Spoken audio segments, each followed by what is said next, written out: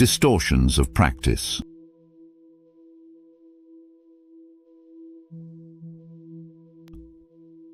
Spiritual practice which is not designed to attain enlightenment is a dead end. To attain enlightenment, one may need to practice for many lifetimes. To the ego, this is unattractive. It will not practice any method that does not give it benefits in the current lifetime, for that is all it cares for. Its scope cannot get past the current body. Therefore, its practice is essentially selfish and distorted. The ego is fascinated with energy yoga, magic, and psychedelics. It also abhors tradition, which it sees as a limitation to its perceived authenticity. Yet the ego can never be authentic because it is a construct of the world and not of spirit. Tradition is designed to break its sense of specialness, to deconstruct it, so that true authenticity of spirit can replace it. And yet it believes itself to be of spirit, when it truly just twists life force into a mind matrix of fear and worldly desires. It will not admit this to itself, but rather will try rationalizing its lack of devotion by hiding behind ideas of individuality, freedom, and authenticity. Without unity with God, freedom and authenticity are impossible to attain. But in the ego's dishonesty, it tries to bend God to its desires instead of surrendering itself to the will of God. It wants to add to itself in terms of energy and ability. And yet a yogi needs to deconstruct himself, rather than add to himself. To deconstruct the false, one needs to be dedicated. It takes discipline, steadiness, and a striving for selflessness.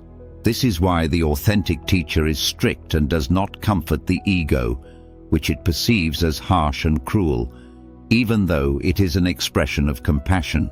The ego is, in fact, projecting its own cruelty onto the teacher, since it wants to keep the soul imprisoned and steal its energy to sustain itself. Therefore, it must be met with vigilance, intensity, and discipline in practice. Furthermore, without compassion, one cannot consider liberating one's other lives, for this lies beyond the currently experienced body. Liberation from the world equally cannot be grasped. To make the current self and its desires the priority is to pervert spiritual matters of great importance. One needs to shed the current self to liberate all lifetimes and to achieve enlightenment, to assist in the liberation of souls from the world. Fast practices like plant medicine use and higher energy yoga are spiritual candy for the ego.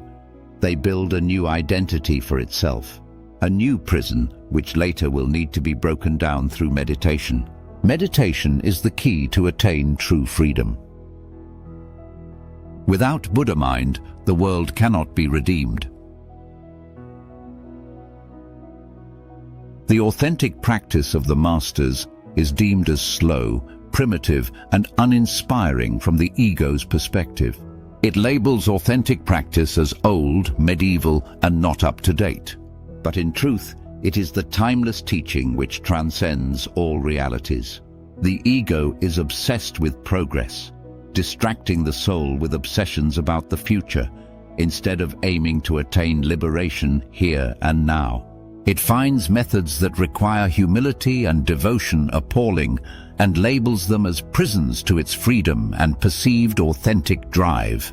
And yet its unwillingness to surrender to the path keeps the soul imprisoned. To discern between the soul's will and the will of the ego is difficult for the practitioner. Part of the practitioner's test is the willingness to seek an authentic master and to have faith in the teacher, which will strengthen the practitioner's yoga. If practices and teacher are doubted at every turn, the student cannot succeed. To be effective, one cannot waste precious time with doubt, fear, and argument, even if the argument is not vocal but secret and internal. This is not a secret to the teacher, of course, even though the student may believe his mind to be separate and undetected. To recognize the master is part of the initiation test. If it is failed, more incarnations are required. Overall, one could say, the slow ones are the fast ones, and the fast ones are the slow ones. Those who want fast success and go for the more exciting methods are spiritually immature and will be slow in their development. Those who have proper practice will appear slow on the outside in their movement and speech, and yet they will grow faster in spiritual maturity. They will acquire a strong foundation from which even the most challenging information can be integrated. Dear beautiful souls, I'm Julian, the creator of this content.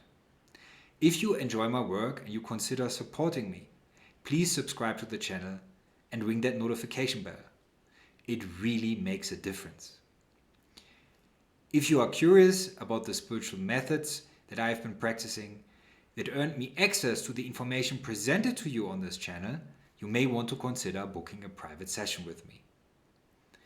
If you want to support me in a more direct way, there's also a PayPal donation link in the description below the video. All donations support me in my spiritual life, so I have time for meditations and yogic practices. But they also support the street animals that we have adopted in Peru and provide for their nutritional and potential medical needs.